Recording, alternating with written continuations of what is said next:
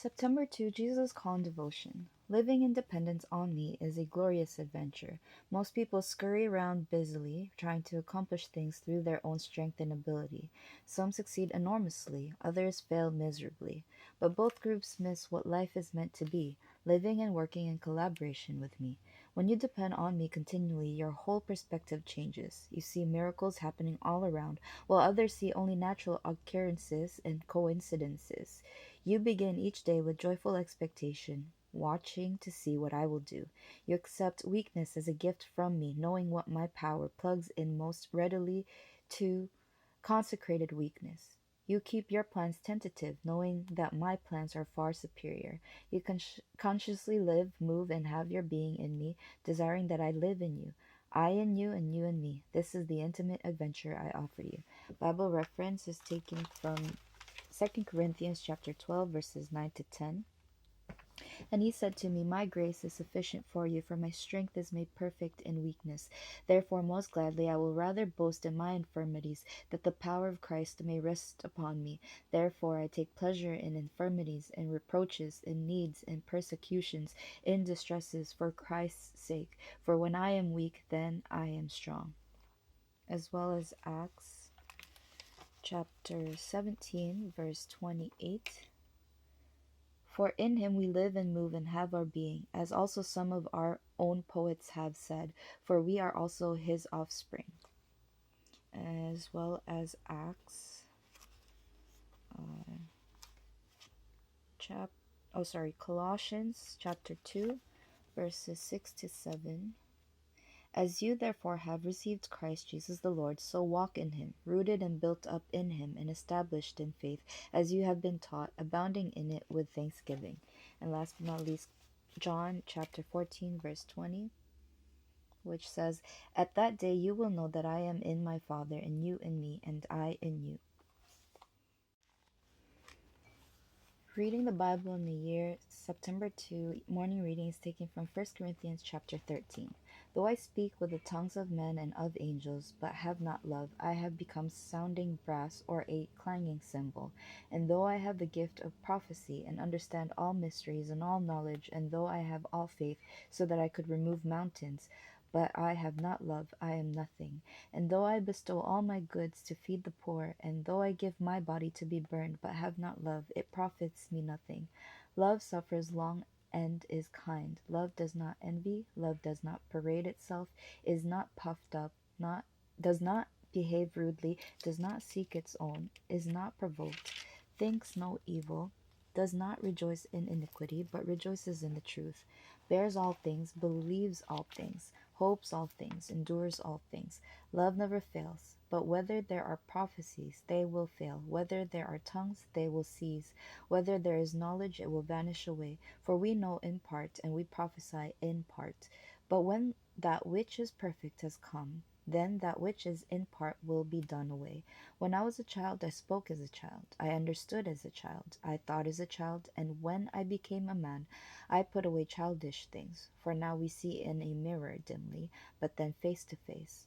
Now I know in part, but then I shall know just as I also am known. And now abide faith, hope, love, these three, but the greatest of these is love.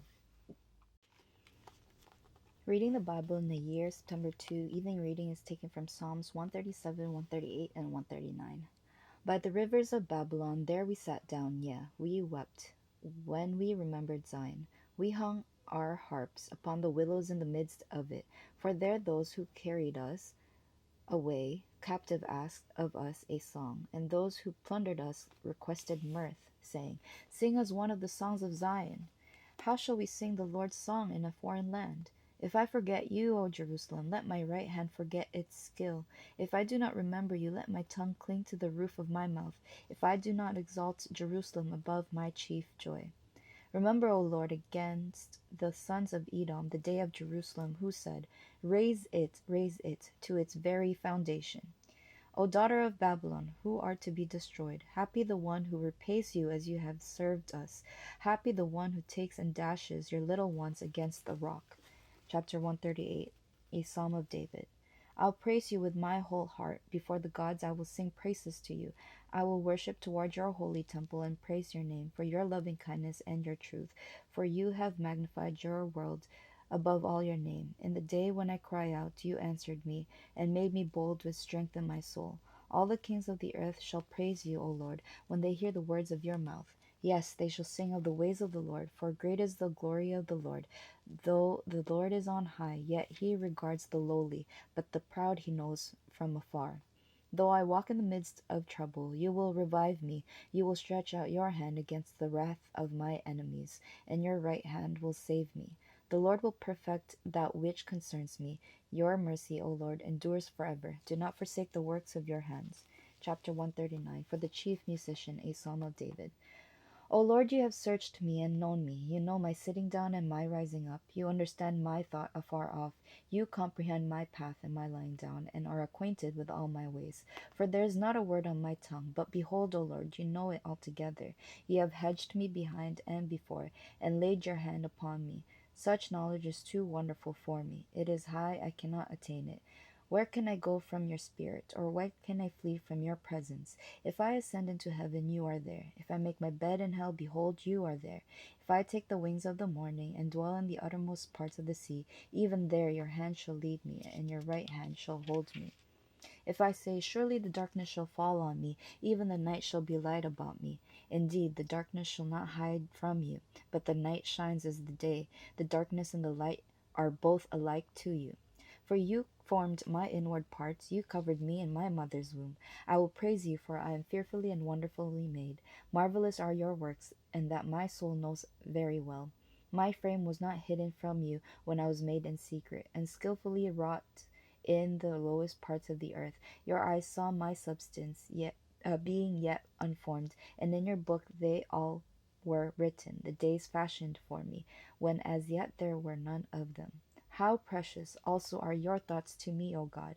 How great is the sum of them! If I should count them, they would be more in number than the sand. When I awake, I am still with you. Oh, that you would slay the wicked, O God! Depart from me, therefore, you bloodthirsty men. For they speak against you wickedly, your enemies take your name in vain. Do I not hate them, O Lord, who hate you?